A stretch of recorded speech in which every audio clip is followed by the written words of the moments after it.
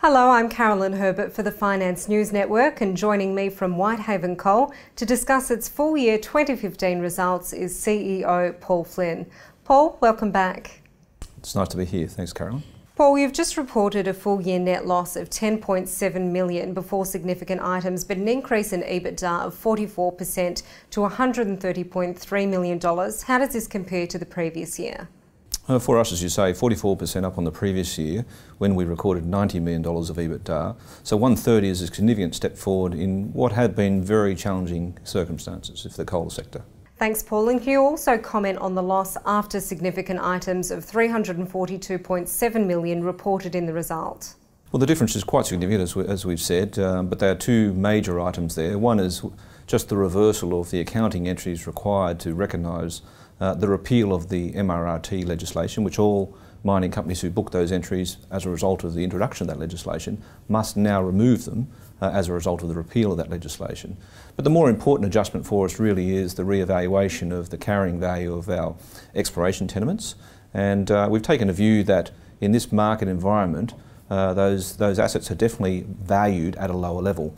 The transaction that brought those assets into our business occurred at a time when the thermal price was $103 per tonne. Today it's $60.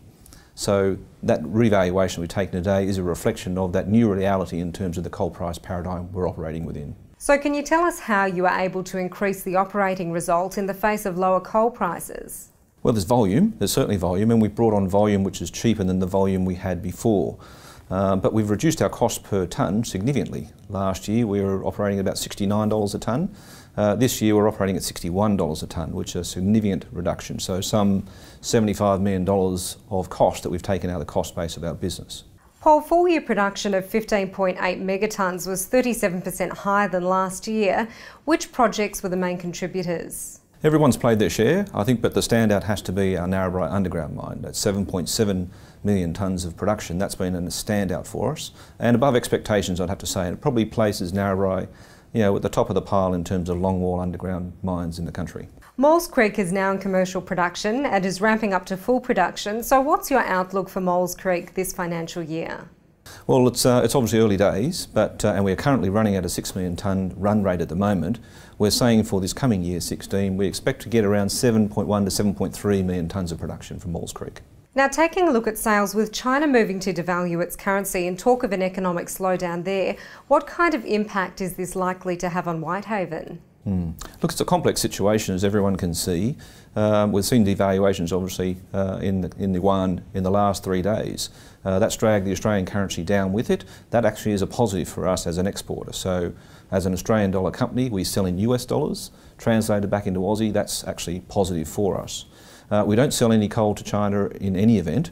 So the slowdown in China, which has been happening for some time, so it's not new news in that context, but for us, our markets, Japan, Korea, Taiwan and India, they're bubbling along quite nicely. So we actually see things to be quite buoyant if the currency continues to soften the way it has. Whitehaven secured a $1.4 billion refinancing facility in March. Are you able to give us any indication of when the deleveraging process will begin? Yeah, look, it's important, Carolyn. We tucked away this nice refinancing in March. And look, that was a resounding success, nearly 2 times oversubscribed for our underwriting deal. It's now been fully syndicated on great terms, so we're very pleased. As we said in our results, our second half of 15, we saw a small profit. So that was a significant turning point for the company. This year, we are saying that we must have a full year profit. So we expect to be putting money in the bank and therefore delevering by the end of 16. Final question now, Paul, and to those who are negative on coal's long-term future, what would your response to that be?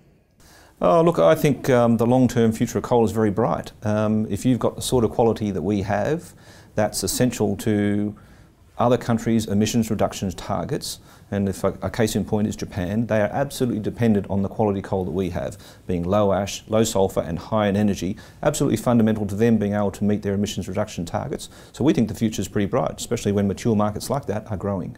Paul, thanks very much for the update. Thanks very much, Carolyn.